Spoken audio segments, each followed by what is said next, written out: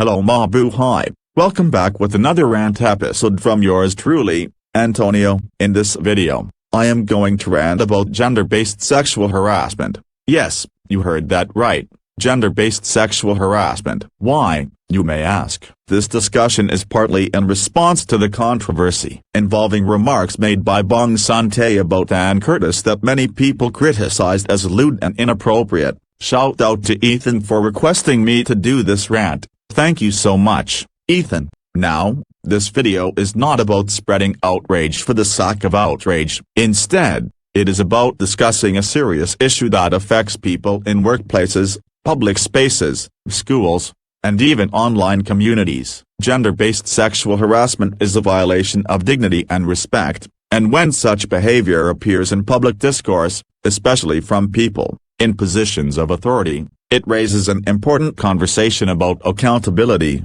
leadership, and cultural standards. What happened in this situation serves as an example of why society continues to confront this problem. When remarks objectify or sexualize someone without their consent, especially in a professional setting, it crosses a line that should not be ignored. So without the delays, no more fidgeting, we now go to the main rant. 5, 4, 3, 2, 1. Go. Gender-based sexual harassment refers to unwanted sexual comments, advances, gestures, or actions directed at a person because of their gender. These behaviors can occur in different forms: verbal remarks, inappropriate jokes, sexualized comments about someone's body, or statements that reduce a person to an object of fantasy rather than recognizing them as a human being deserving respect. In the Philippines, laws such as the Safe Spaces Act, or formerly known as Republic Act 11313,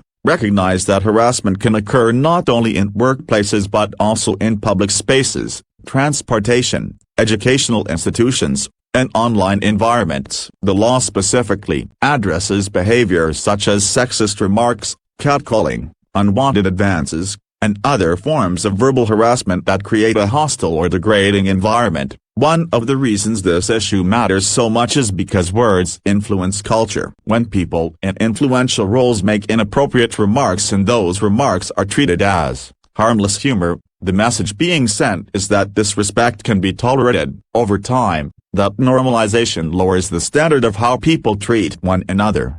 The controversy involving remarks about Ann Curtis sparked criticism precisely because many people saw the comment as reducing a woman to a sexualized object in a setting where professionalism should have been expected. Public officials carry a responsibility not only to represent their constituents but also to demonstrate appropriate conduct in public discourse. But this discussion goes beyond one individual incident. Gender-based harassment is a broader cultural problem that occurs in many environments. People sometimes try to excuse it by saying things like it's just a joke, people are being too sensitive, or that's just how humor works. But it's a big no-no to that excuse. Those excuses fail to acknowledge the real impact such remarks can have. Humor that depends on humiliating or objectifying another person is not harmless. It can make people feel uncomfortable, unsafe, or disrespected, particularly in professional or public environments. Now let me address something directly to anyone who engages in this type of behavior. If you are someone who makes sexually suggestive remarks about others in public,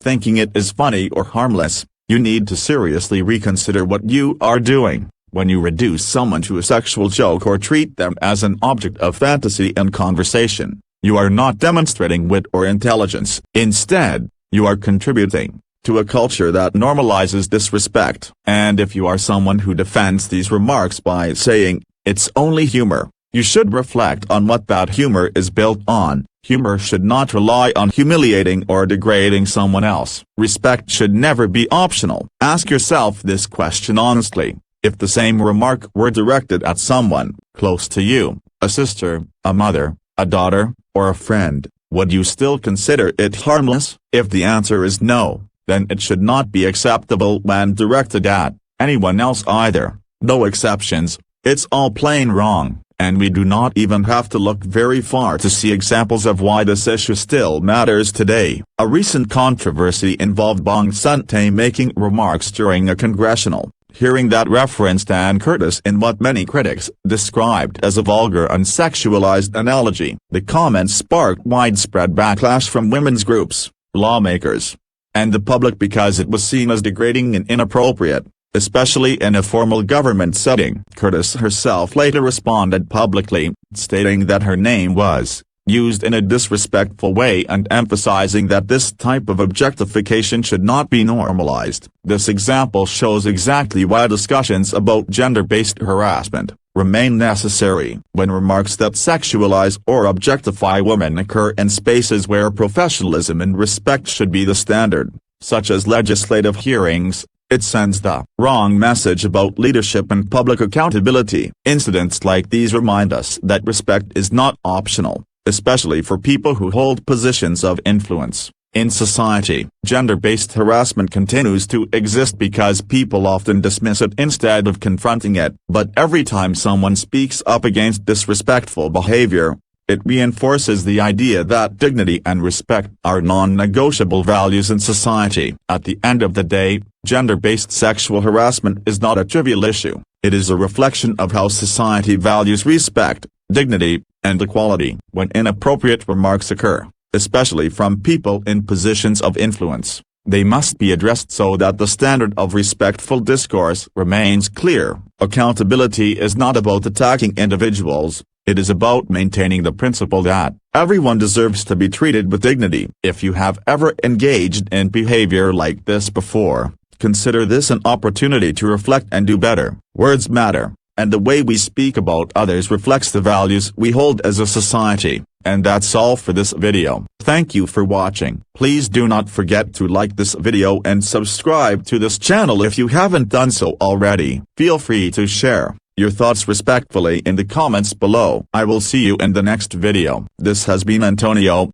signing off. See you later.